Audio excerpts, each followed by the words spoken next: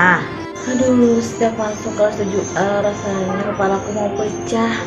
Mereka kurang semangat, pengennya istirahat terus.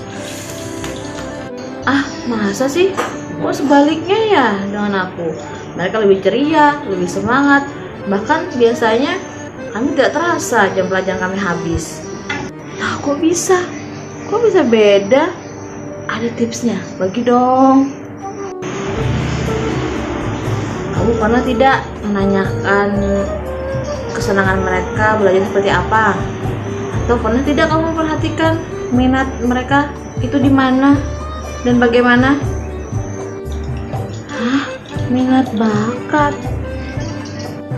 Iya, minat bakat mereka. Kamu ingat tidak waktu kita mempelajari tentang konsep Ki Hajar Dewantara? Ada kodrat alam, yaitu sifat-sifat mereka, minat mereka, dan kodrat zaman, yaitu kita mengajar sesuai dengan zaman sekarang, zaman pada saat ini. Ingat tidak? Oh, paham. Nah, biasanya ketika aku masuk kelas 7A itu, aku sudah menyiapkan game-games yang seru buat mereka. Jadi mereka lebih aktif, lebih semangat sebelum belajar, ya sekitar 10 menitan lah. Nah, setelah itu juga aku sering mengelompokkan sesuai dengan karakter mereka masing-masing. Setelah itu juga mereka akan mendiskusikan dan mempresentasikannya. Nah, kita sebagai guru bukannya menjelaskan bla bla bla bla, tetapi kita hanya sebagai fasilitator dan penguat kesimpulan atau jawaban dari mereka. Gitu biasanya. Ya Allah, ternyata metodeku ya yang salah sekarang.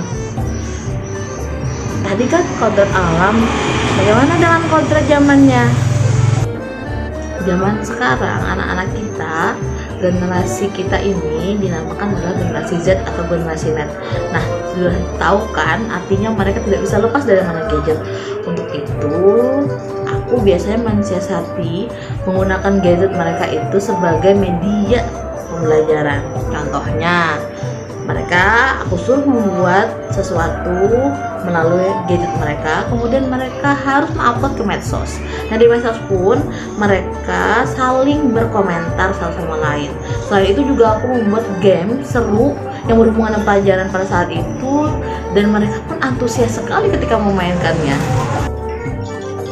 Wah, menarik sekali ya ternyata. Oh, ngomong-ngomong tentang Ki Hajar Dewantara nih, aku pernah baca tentang Merdeka Belajar, tapi aku masih bingung apa sih itu. Oh, aku baru ingat nih.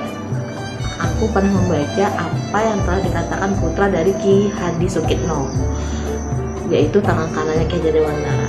Merdeka Belajar itu bukan berarti merdeka terus seenaknya semaunya belajar, bukan. Ternyata Merdeka Belajar di sini adalah memberikan ruang seluasnya untuk mereka mengembangkan bakat minat mereka. Gitu. Jadi jangan sampai miskonsepsi ya terhadap Merdeka Belajar. Baiklah, berarti ini harus diluruskan di pemikiran. Jadi intinya pengajaran kita harus berpusat pada murid ya. Tepat sekali. Nah, sekarang aku tanya, pernah dengar tidak menghamba pada murid? Pernah sih mendengar, cuman masih kurang memahami apa itu menghamba. Nah, sebenarnya sih kata menghamba ini adalah sebuah konotasi. Jadi kita dulu diibaratkan adalah seorang hamba dan murid adalah seorang raja. Nah, bagaimana cara si hamba ini memenuhi segala kebutuhan, segala keinginan dari si murid yang ingin mengembangkan potensi dan minat mereka. Begitu. Ya, paham. Nah, ya aku pernah dengar bahwa ternyata anak itu dilahirkan dengan coret-coretan yang samar. Nah, cara menebalkannya dengan sosiokultural. Jelaskan dong, bagaimana hubungannya menebalkan coretan itu dengan sosiokultural? Oke, sebagai contoh, sebutkan budaya apa yang ada di sekolah kita. Gotong royong pada saat Jumat bersih, kemudian ketakwaan pada saat Jumat takwa. Nah, dari kebiasaan kita itu seperti nilai gotong royong dan juga religius yang sering dengan rutin kita lakukan, itu dapat mendapatkan karakter mereka sehingga empati simpati mereka makin tinggi, toleransinya juga semakin oke, kemudian juga ketakwaan mereka semakin hebat, dan begitu pula kemandiriannya dan lain-lain. Oh, jadi sosiokultural itu yang bisa menebalkan coretan-coretan samar itu ya, yang membentuk karakter anak.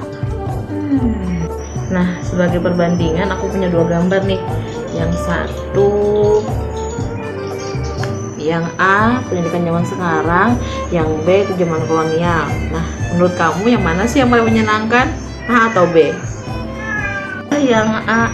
Kelihatan saja dari ekspresi mereka itu, mereka lebih ceria, lebih semangat tanpa ada pengekangan.